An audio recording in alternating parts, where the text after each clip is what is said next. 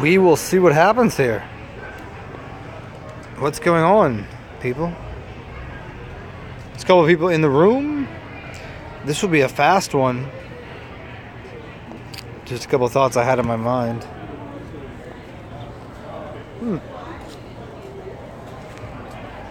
So here's the quick thought.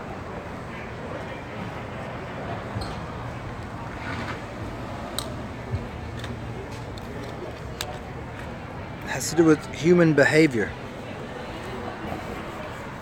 And how do humans respond and act to their environment? We live in a society where humans aren't very human. People that live in these bodies. Alchem, oh my goodness. I think you got the notification because I smoked down something that came in the mail for me. So we're connected and bonded now. Yo, Alchem, man, what did you do? What did you do for Alchem? I'm humbled. Thank you, dude. You blessed me beyond all things. And I had this thing in my mind for a while. I was like, there's a couple of things I need in my life, and it happened to be, I have a bronze bowl, a copper cup, but I had no silver and no gold. And who provides me with the silver and gold? Wow, dude, blessings. That was so genius, perfect, right on time. Thank you, man. That was so excellent of you. Man, oh man. Yeah, Alchem, you have no idea that I was in awe. I was like making my day, you know. So here's a thought for the day. Yeah, I mean, dude, I can't even, you know, people have done nice things for me in my life, but I don't, you know, like all I can think of is that Rakim, soul brother number one. You know what I mean? Like, I know brother number one, you know? So I appreciate it. That was genius. Man. It's and in fact, I got something in my bag to keep me going for the day. So, I hate that the phone got tilted upright rather than sideways. So here's a little talk. Here's the idea. And human, and what is it to be God? And so what we see as humans is a very peculiar thing, because humans tend to find themselves to be very motivated by the physical world. Although no one acts very human. It's a strange thing. Human means color, right? So we're a bunch of different hues. And we find ourselves doing things that use the physical world to provide us with the physical world. And then there's this next step, which is what provided all of this? What provided the human nature? What provided the human body? What provided the consciousness? What came before that? Where did we come from? And so there's this really disassemblance or a semblance towards having gratification for things. Like, I look at it this way. I'm had this whole bit that I did on baseball, because I find baseball to be a conundrum of itself. But you know, there's so many other sports that I very much appreciate, and I go out and I watch sports because they're ports for the snake and all of this and the energy. But then people are so involved with it that they've bypassed the nature of themselves, the nature of creation, the nature of whatever the goddess thing is, and they become so enthralled with it. I mean, I enjoy it. I love it. Like, I'm sitting out here and it's football Saturday, and I'm in a college town, and people are enjoying their sports, and that's groovy. That's great. That's grand. But there becomes this thing that pulls people. It's almost like the black hole sun or something, that grinds people into this belief system that they are physical. I mean, the physical world is the objective reality. It's the feminine. It's the matter. It's the, you know, we're living inside Ma. We're living inside of the matrix, the tricks of the mother. We're living inside of this formation of where did it come from? And so, what was the seed? What was the planting? What got planted here, and what is here? So I find this thing about what is my mind, because my mind, there's no way my mind, my belief systems, the way that the thinking process, the think tanks happen, there's no way those things occur out of a physical object. Like this thing right here, that's not man made that. That didn't make man. This thing is not me, but I can create this building, but this building cannot create me.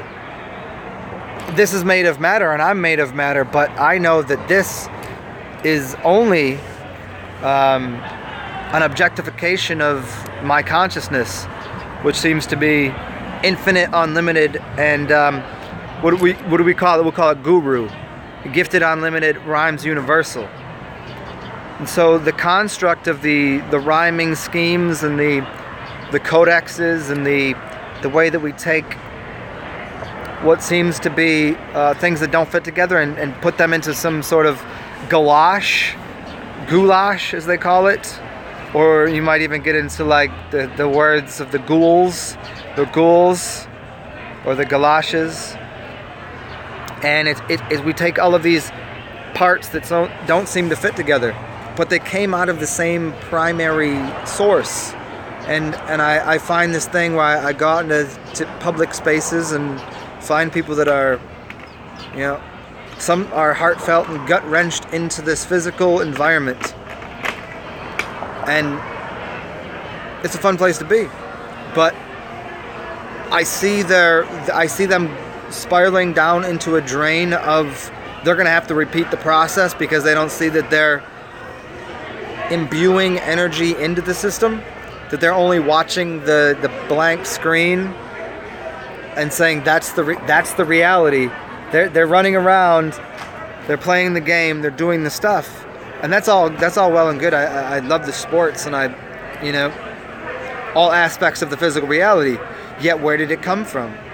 And so there's this always connection to people that misinterpret what is the God. I mean, the God is the mind, the God is imagination. There's no getting around that. But there is also this objective world, and people get lost in the objective world. Everything becomes objectified.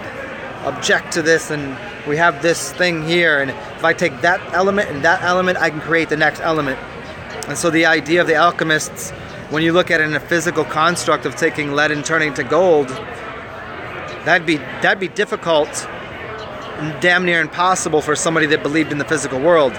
But for somebody that believed in the mental world, they could turn anything into gold. They could turn anything into whatever they needed for the situation. And so I find this really, it's always the stark contrast between, like, okay, yes, there's something to be enjoyed here, but then to get lost in the sauce, lost in the, so you got people that get juiced up, and then you got sauce.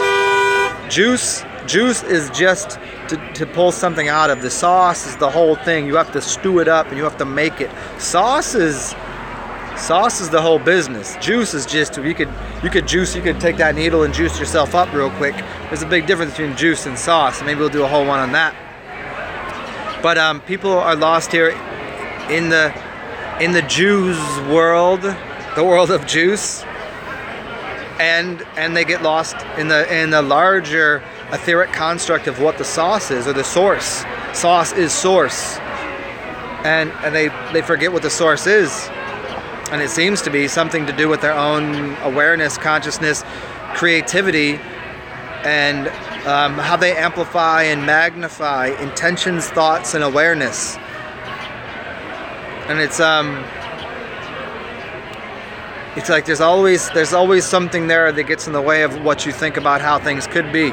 They get lost in the present moment without, and this is the confusing part, is they say the only people that can plan for the future that are totally living in the present.